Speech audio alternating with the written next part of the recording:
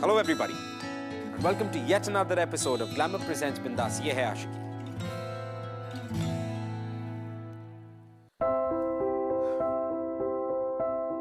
You know, जिंदगी में family और सोसाइटी के अलावा भी एक चीज बहुत इंपॉर्टेंट होती है, और वो होती है आपकी इनर वॉइस, आपकी कॉन्शियस वॉइस, अंदर की आवाज जिसे हम कहते हैं। अब जो इंसान वक्त रहते इस अंदर की आवाज को सुन ले और पहचान ले, बस उसे अपनी जिंदगी का मकसद, पहचान और अपना सोलमेट सब कुछ मिल जाता।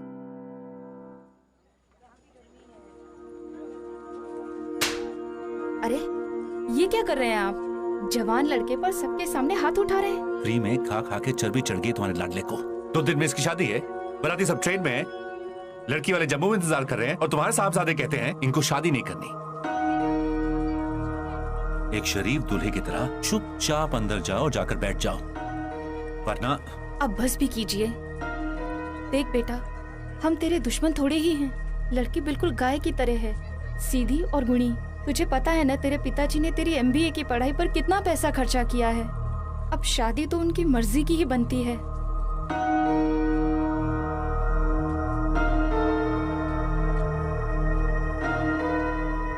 ऋषि वाराणसी में पैदा हुआ, वहीं पला बड़ा, लेकिन उसने MBA की डिग्री वाराणसी से बाहर जाकर की।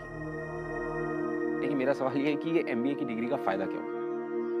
क्योंकि उसके पिता का उसके ऊपर अपने फैमिली बिजनेस को संभालने का प्रेशर हमेशा से बना रहा, बिना ये जाने या ये समझे कि ऋषि खुद क्या करना चाहता। उसे हमेशा से मजबूरन अपने पिता की हर चॉइस को अपनी चॉइस बनाना पड़ा। अब ऐसे में किसी का दम कैसे नहीं घुटेगा?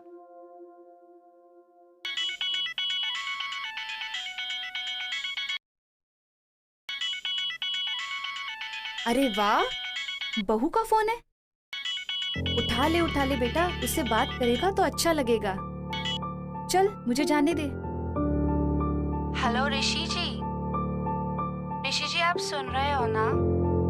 हाँ स्वाति, सुन रहा हूँ, बोलो। ऋषि जी ये क्या है?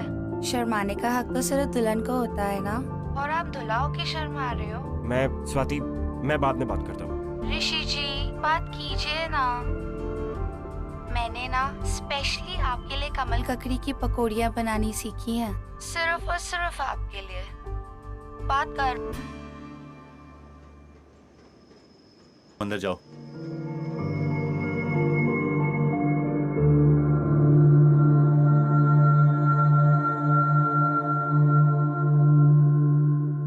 लेकिन ये जो प्यार की हवा होती है ना, ये बहुत ही अलग होती है।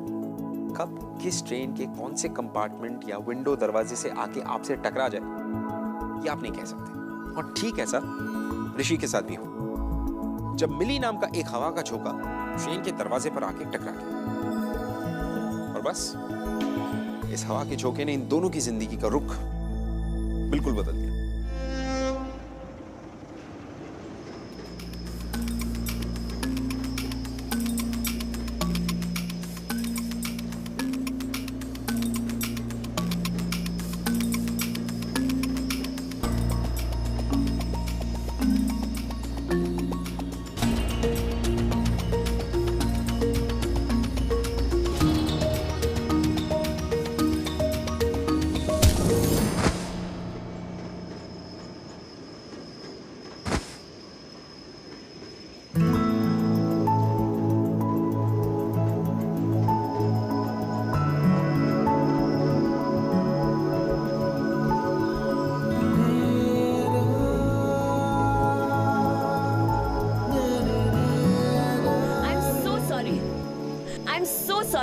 I'm sorry. आपको लगी तो नहीं ना?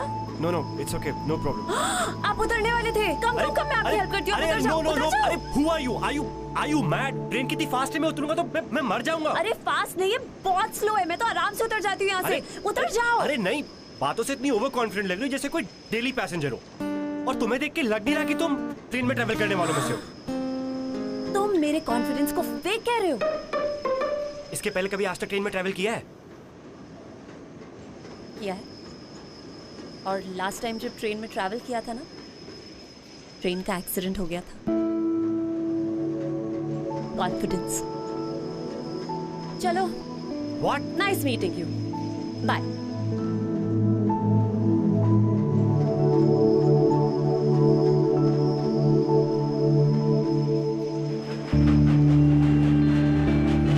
ऋषि का मन तो यूं कर रहा था कि वो ट्रेन से कहीं कूद जाए, क्योंकि वो नहीं चाहता था कि उसके पिता उनकी पसंद की कोई लड़की को उसकी जिंदगी पे ऐसे ही थोप दे।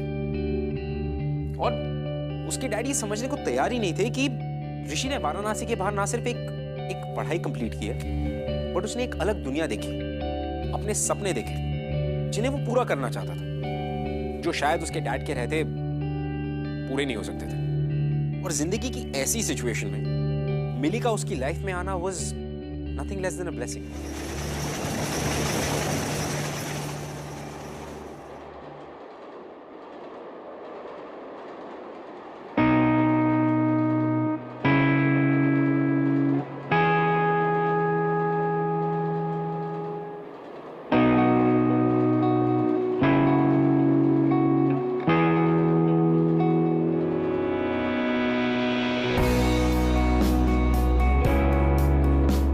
ले बेटा। जीजी, तुम लेट जाओ, लगता है तुम बहुत थक गई हो। नहीं, हम यहाँ बैठे ही ठीक हैं। लेटने के लिए ऊपर की सीट पर जाना होगा। दरअसल हमारे जोड़ों में बहुत दर्द है। ऊपर जाने की क्या जरूरत है? हम यहीं कुछ एडजस्ट कर लेते हैं, आप नीचे लेट जाओ। नहीं, कोई जरूरत नहीं है मेहमानों को परेशान करने की। अगर आप ऊपर नहीं जा सकती तो चुपचाप यहाँ बैठे रहिए। आंटी, आंटी आप एक काम करिए, आप मेरी सीट पे आ जाइए। मुझे कोई प्रॉब्लम नहीं ऊपर जाने में। आइए। हमें किसी अजनबी से कोई मदद नहीं चाहिए। ओह, हेलो अंकल, मेरा नाम मिली है। नमस्ते नमस्ते नमस्ते नमस्ते। अब हम अजनबी नहीं है। आंटी आ जाइए। चुपचाप यहीं बैठे रहिए। अरे आप ऐसे कैसे कह सकते हैं आंटी को? उनकी मर्जी, वो जहाँ चाहे वहाँ बैठ सकती हैं। आप जबरदस्ती कैसे कर सकते हैं उनके साथ? तुम शांत हो जाओ बेटा।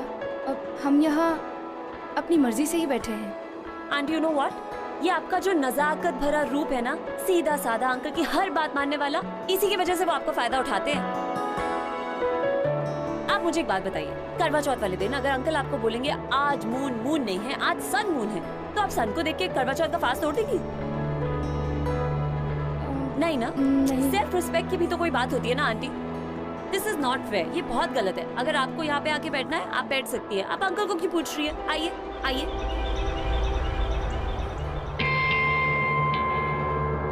वो क्या है ना, जिसे तुम गलत समझ रही हो ना, वो हमारी परंपरा है।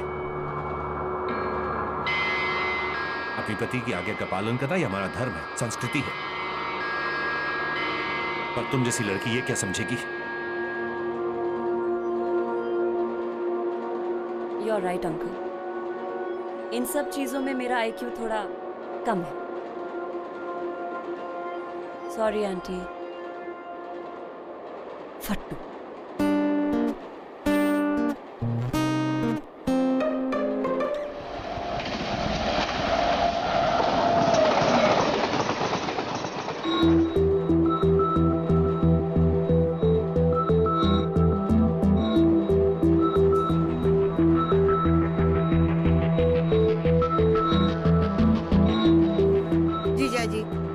कह रहे हैं वेडिंग में जा रहे हैं।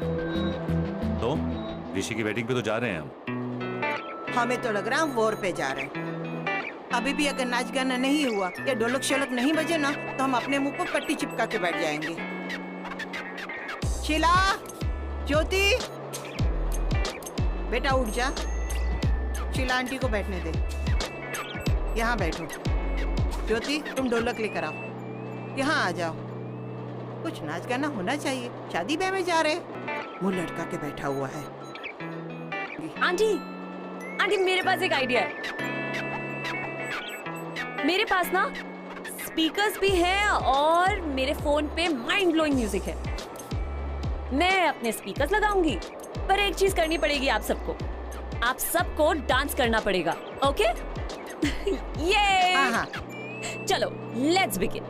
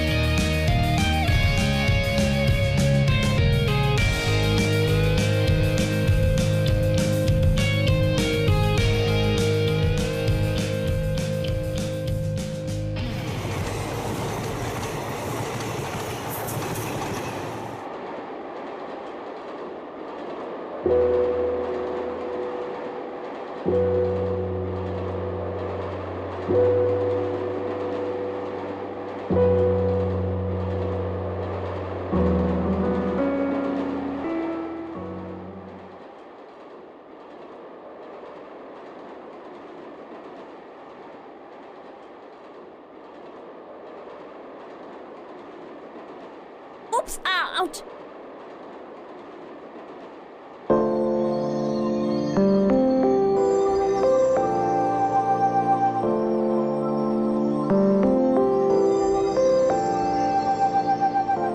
सॉरी वो बेटा संभल के। हाँ सॉरी वो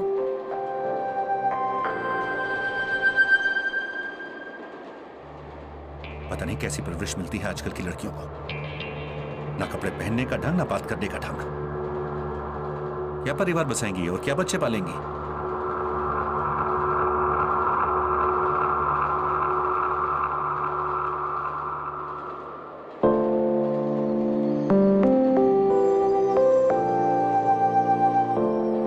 जिंदगी को जीना है तो वो करो जो तुम्हारा दिल कहता है, ना कि तुम्हारे पापा।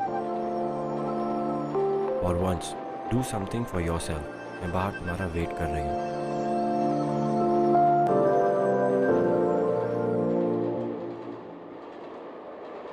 आप लेंगी?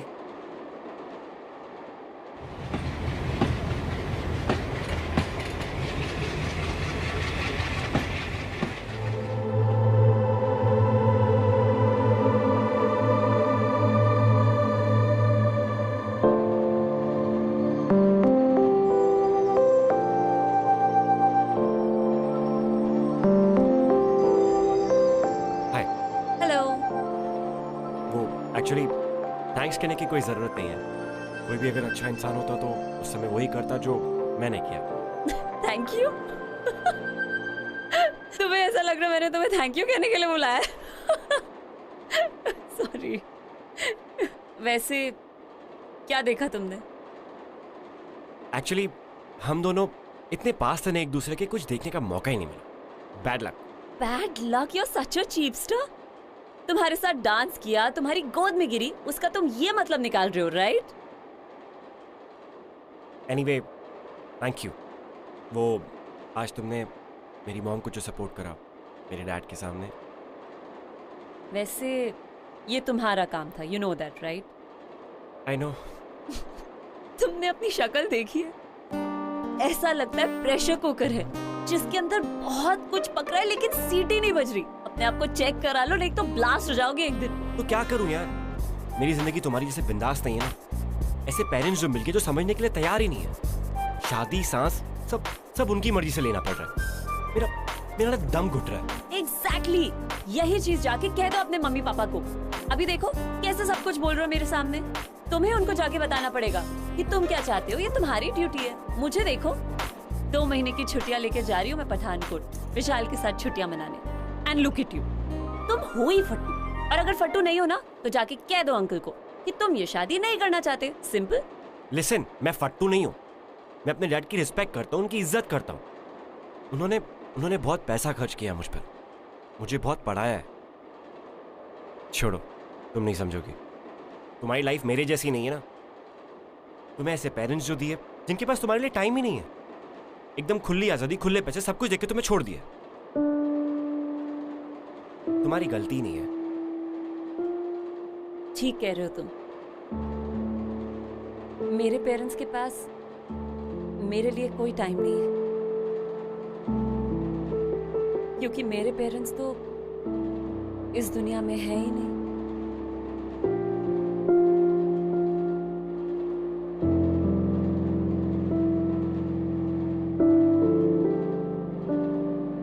पाँच साल पहले वाराणसी के पास एक ट्रेन का एक्सीडेंट हुआ था। उसमें मेरे पेरेंट्स की डेथ हो गई।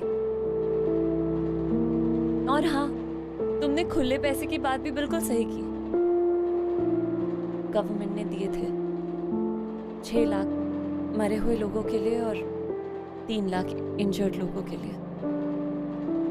तो मेरे पास 12 लाख है मम्मी पापा की डेथ के, और 3 लाख मुझे मिले थे क्योंकि मुझे भी थोड़ी इंजरी हुई थी। उनके चले जाने के बाद फिलहाल मैं अपनी कजन सिस्टर और उसके हस्बैंड के साथ रहती हूँ।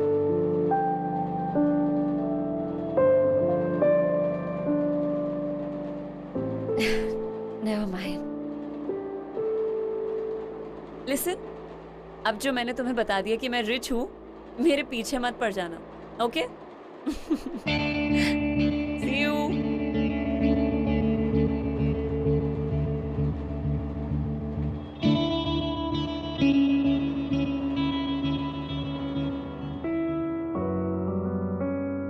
ऋषि को लगने लगा था कि उसका खुद का घर पराया जैसा है।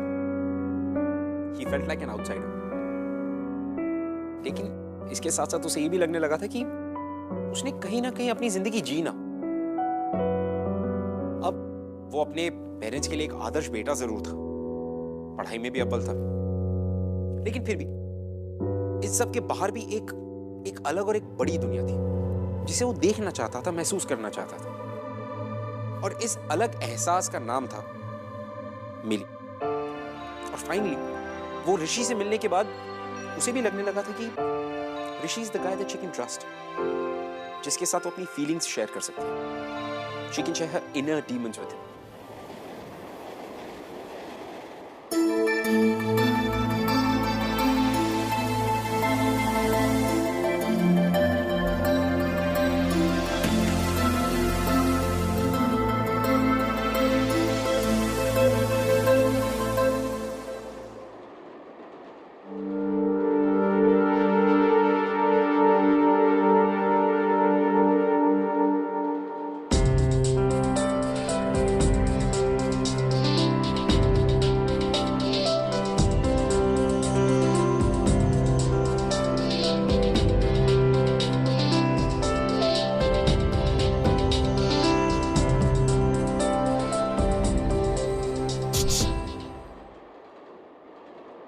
हाँ, फोन।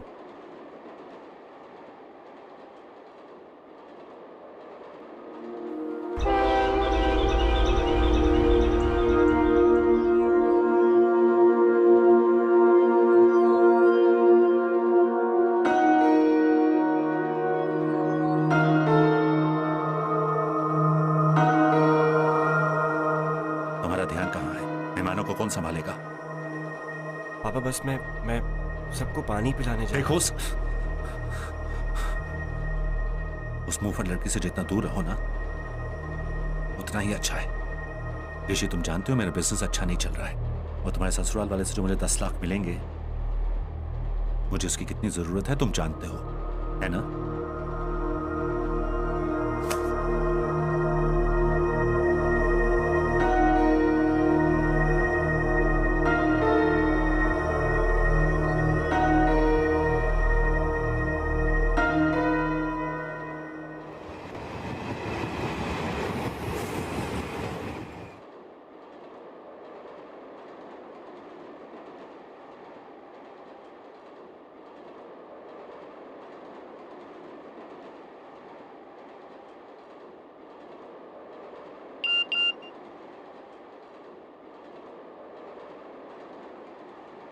I'm really sorry. मुझे तुम्हारे पेरेंट्स के बारे में नहीं पता था. But hey, you're such a happy soul यार. तुम्हें मेरा सेल नंबर कैसे मिला? वो तुम्हारा फोन गिरा था ना, मैंने तभी चुरा लिया.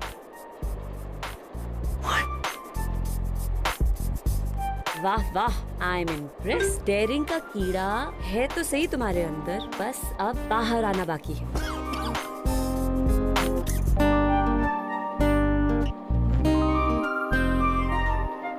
फट्टू फट्टू फट्टू फट्टू.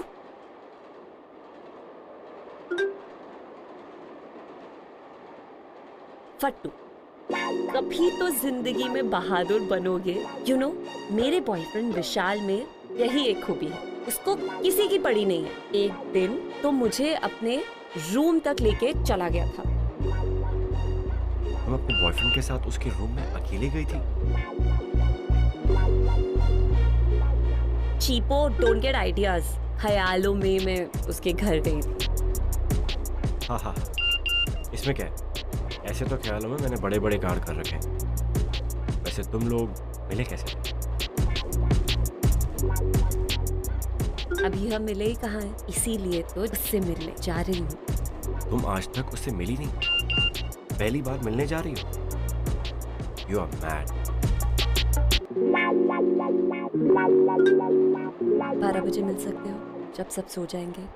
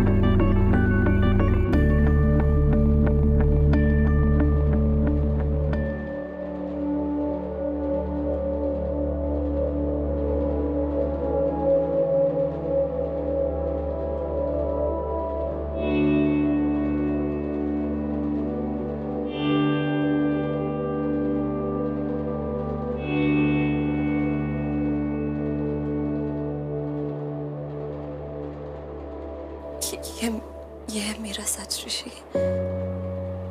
इसीलिए मैं आज तक किसी लड़के के कमरे में नहीं गई, और शायद कहीं ना कहीं मैं भी एक फट्टू हूँ. ट्रेन एक्सीडेंट की इंजरी पे ये दाग मुझे मिला था.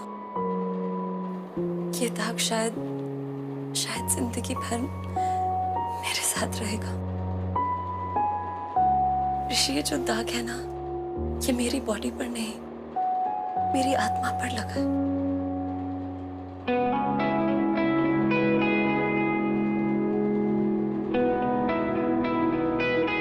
मम्मी पापा के गुजर जाने के बाद मैंने ही खुद को पाल पोस के बड़ा किया है. कभी कभी खुद ही पापा की तरह डांट देती थी अपने आप को, या मम्मी की तरह पैम्पर करती थी. दुनिया ने ना हमेशा मुझे यूजलेस समझा, या मुझे हैंडीकैप समझ के हमेशा ऐसा सोचा कि मैं जिंदगी की रेस में आगे बढ़ ही नहीं सकती, कुछ नहीं कर सकती. पिछले 1 साल से रेंटेड अपार्टमेंट में अकेले रह रही हूँ.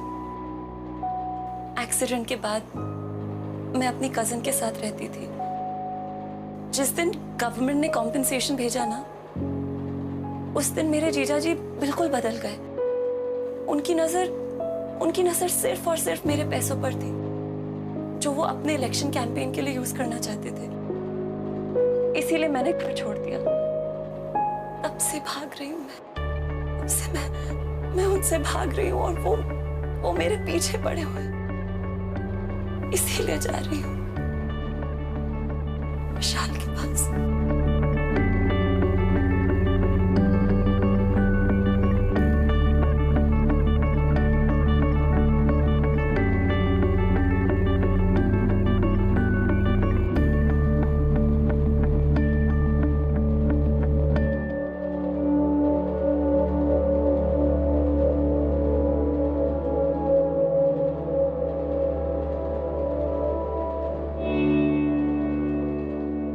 एक बात पूछूं? पूछो। जिस दाग को तुम पूरी दुनिया से छुपाते आ रही हो, आज वही दाग एक अजनबी मुझे कैसे दिखा दिया? पता नहीं, शायद कुछ सवालों के जवाब नहीं होते। एनीवे, मुझे जवाब मिल गया। एक बात बताऊं? कहो। वैसे तुम इस दाग के साथ और भी और दिखती हो।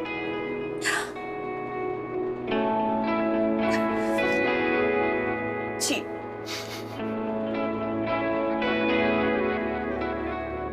अब और क्या कहूं तुम्हें?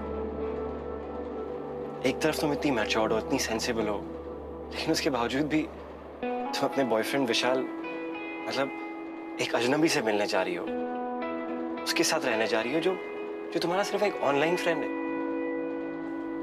तुम उसको जानती तक नहीं हो। व्हाई? तो मैं क्या करूं? पता है क्या, सबसे पहले तो अपना ये रोना बंद करो, वरना ना मैं तुम्हें नाम दे दूंगा, रोंदू मर।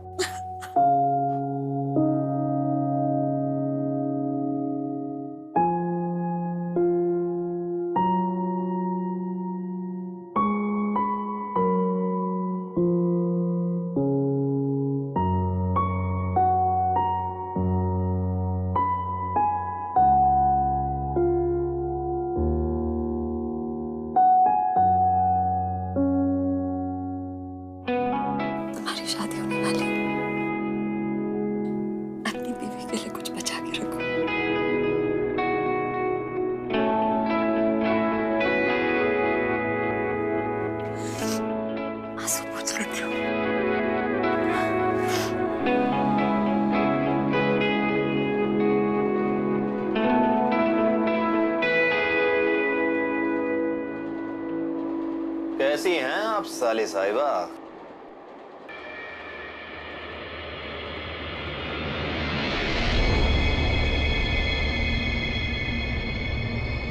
मेरे पीछे क्यों पड़े हुए? अब हमें इस तरह तुम्हारे पीछे भागना कोई अच्छा थोड़े ना लगता। क्या करूं? तुम हो सोने का चिड़िया। अगर हम आजाद कर देंगे कोई दूसरा बहेलिया तुम्हें अपने पिंजड़े में कैद कर ले। प्लीज प्लीज ऐसी बातें करना बंद कीजिए। कम से कम दीदी के बारे में सोचिए। अरे कमाल कर रही हो, इसे हम केवल अपने लिए नहीं कर रहे हैं, दीदी के लिए भी तो कर रहे हैं ना। देखो देखो, हमें इलेक्शन जीतने के लिए चाहिए पैसा, जो हमारे पास। अगला स्टेशन है पठानकोट, वहां से हम सीधे वाराणसी जाएंगे। तो अपने अकाउंट से निकाल कर पैसे दे दो बस। उसके बाद जहां जी करे जाओ। फिर जीजा भी खुश, साली भी खुश। ये क्या हो रहा है? ओ हीरो, तू जहां खड़ा है ना वहीं खड़ा रहे, चुपचाप। तूने जरा सा भी हिलने की कोशिश की ना, तुझे चलती ट्रेन से उठाकर बाहर फेंक देंगे, समझ में आया? हाँ, तो क्या कह रहे थे? जिनके आगे जी, जिनके पीछे जी, जिनके आगे पीछे जी जी, ये हमारी साली है, हम इनके जीजा जी।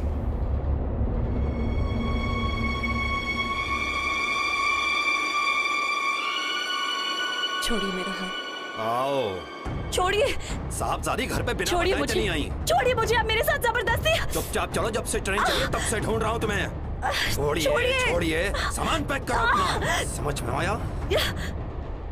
आप मेरे साथ जबरदस्ती नहीं कर सकते। बिल्कुल चुप, कुछ सुनना नहीं चाहते हैं। क्या किया है सरप्री लड़की ने? अब क्या बताएं भाई साहब, आजकल का लड़के अपने हिसाब से ही सारा काम करते हैं। घर से भाग के आई हैं। मुझे तो पहली नजर में ही लगा था कि कुछ गड़बड़ है। ना कपड़े पहनने का ढंग, ना बात करने की तमीज। भाई साहब एक बात बताऊं, लड़कियों को इतनी ढील नहीं देनी चाहिए। बिल्कुल ठीक कह रहे हैं आप, थोड़ा लगाम तो कसना पड़ेगा इनका। भाई साहब ये बनारस की लड़कियां तो बड़ी तमीजदार होती हैं। ऐसी बेशरम लड़की मैंने पहली बार देखी है जिंदगी में। अंकल आप ऐसा क्यों बोल रहे हैं? बिल्कुल चुप, चुपचाप बिल्कुल तमीज से पेश आओ, वरना हम बदतमीजी पे उतर आऊंगा।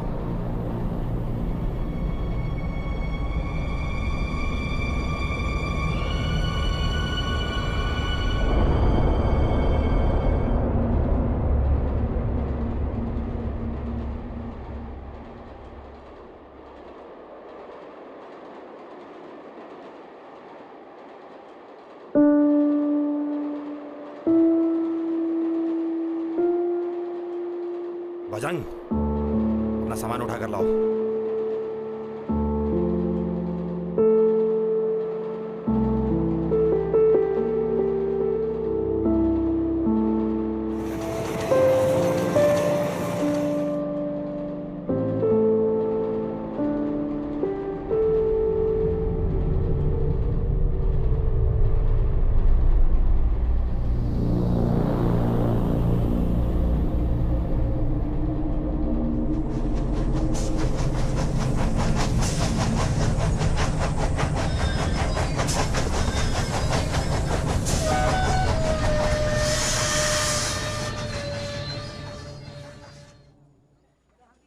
छोड़िए मुझे, मैं आपके साथ नहीं जाऊंगी।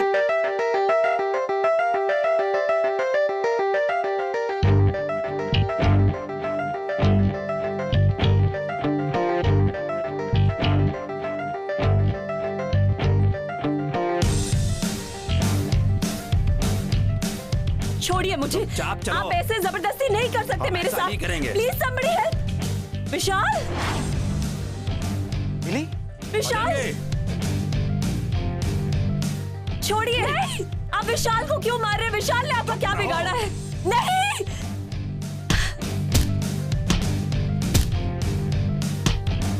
छोड़िए मुझे, मुझे विशाल के पास जाना है। somebody help, please somebody।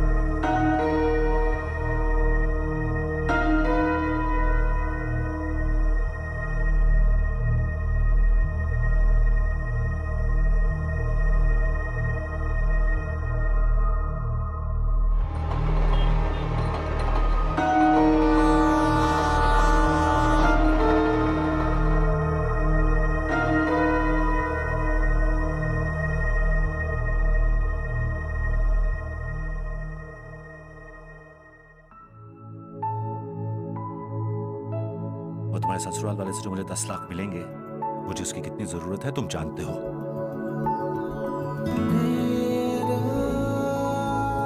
तुम हो ही फट्टू, और अगर फट्टू नहीं हो ना तो जाके कह दो अंकल को कि तुम ये शादी नहीं करना चाहते। सिंपल।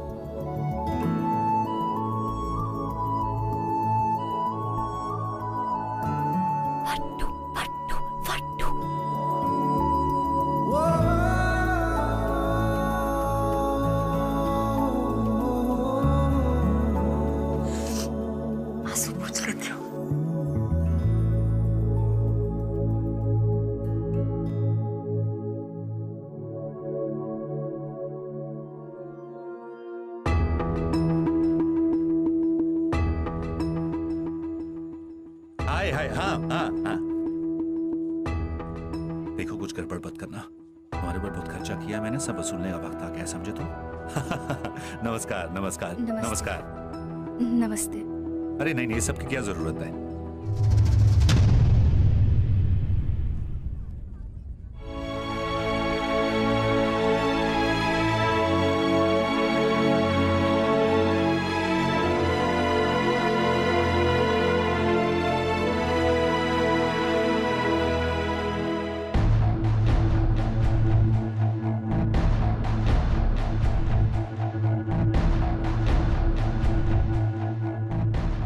सॉरी, आई थिंक मैं जो बोलने वाली हूँ वो आप लोगों को बहुत गलत लगेगा। अगर एक दूल्हे को शादी के मंडप से उसकी गर्लफ्रेंड भगा के ले जाए तो वो तो गलत ही होगा ना। अंकल ये आपकी बेटी को कभी खुश नहीं रख पाएगा। You will never be happy with him.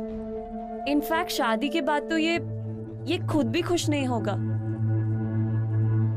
Because the truth is, ये मुझसे प्यार करता है।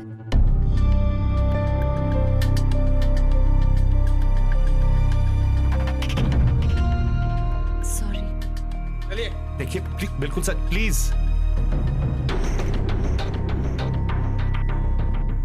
अंकल देखिए,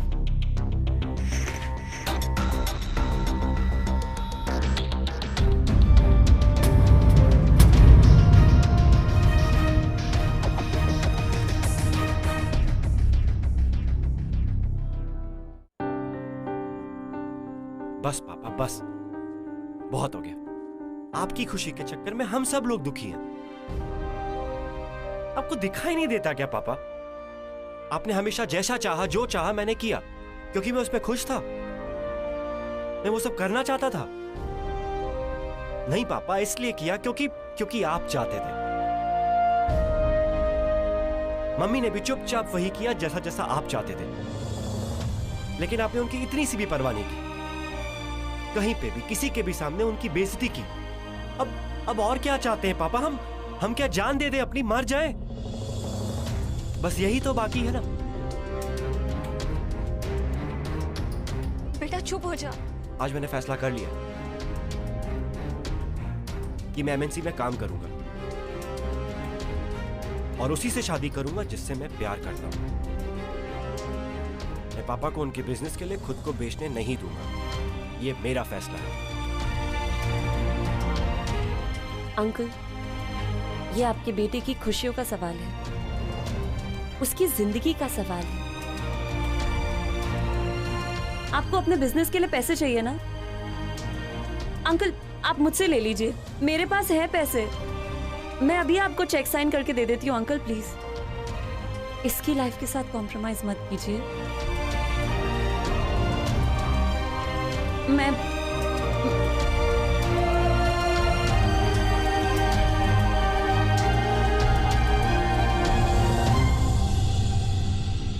बेटा, आज नहीं तो कल ये तो होना ही था, और तेरे पापा वो भी मान जाएंगे।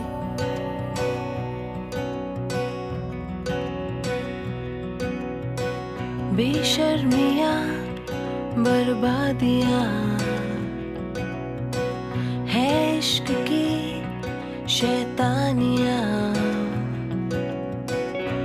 ये फितूर जो सर पे तुम्हारा वो भाग गया। वो विशाल ना भाग गया।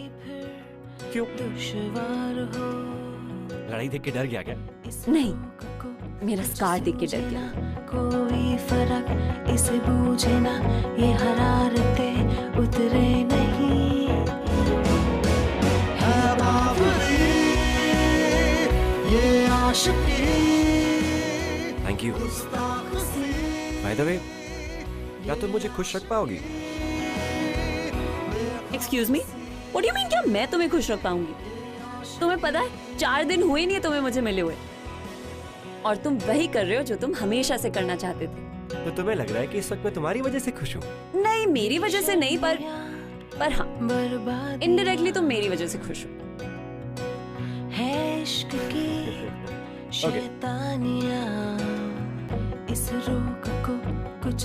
अरे बाय द वे, तुमने मुझे अभी तक अपना नाम नहीं बताया। Anyway, hi, my name is Rishi Mishra. Mili Bhatnagar.